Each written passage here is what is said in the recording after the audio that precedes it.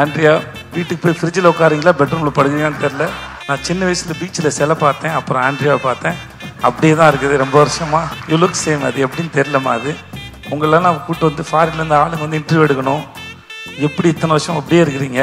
அதுக்கு முன்னாடி நான் நர்சூஸ் காஃபி ஏதோ ஆடில் பார்த்த மாதிரியே இருக்கிறீங்க. அதை ஒரு புடவை ஒன்று கட்டிக்கிட்டு அதே முன்னாடி இதே மாதிரி முடி இருக்கும். நான் அப்பையும் பார்த்துருக்கேன் யாரா இந்த பொண்ணுன்னு. இப்பயும் அப்படி தான் பார்க்குறேன் யாரா இந்த பொண்ணுன்னு. நாளை பின்ன என் பையனும் பார்ப்பான் போடுது யாரா இந்த பொண்ணுன்னு. நிஜமாவே அதே அழகுமா தெரில. வீட்டுக்கு போய் ஃப்ரிட்ஜில் உட்காருங்களா பெட்ரூமில் படுக்கிறீங்கன்னு தெரில. வாழ்க நீங்கள். எனக்கு உங்கள் பேர் கேட்டேன் மறந்துட்டேன். रूहानी कैसे आप? अच्छा है, आप बहुत सुंदर है, ஆல் த பெஸ்ட். மற்றபடி எல்லாருக்கும் எனக்கு நேரம் இல்லாதனால நீங்கள் எல்லாரும் நல்லா இருங்க. நான் கிளம்புறேன் சார். வெற்றி சார் நான் கூப்பிட்டது ரொம்ப நன்றி சார். எனக்கு அந்த ஐட்டம் சாங் ரொம்ப பிடிச்சிருந்தது சார்.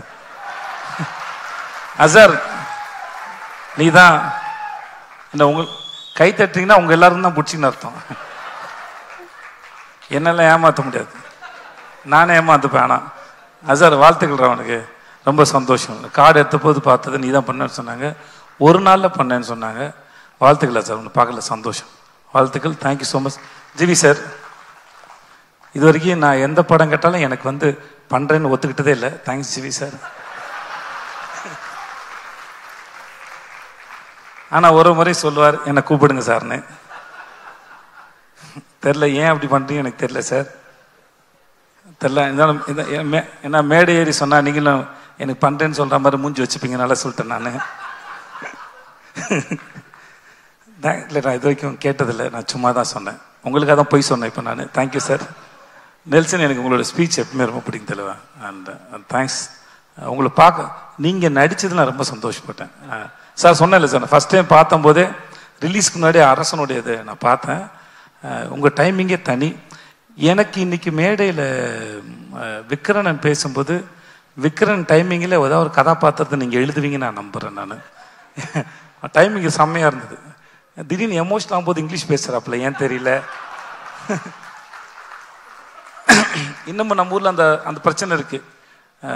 உண்மையை பேசும்போது இங்கிலீஷில் பேசினா அது உண்மையாக தெரியும் போல இருக்குது. ஆனாலும் அந்த ஃபார்முலா ரொம்ப நல்லா இருக்கு.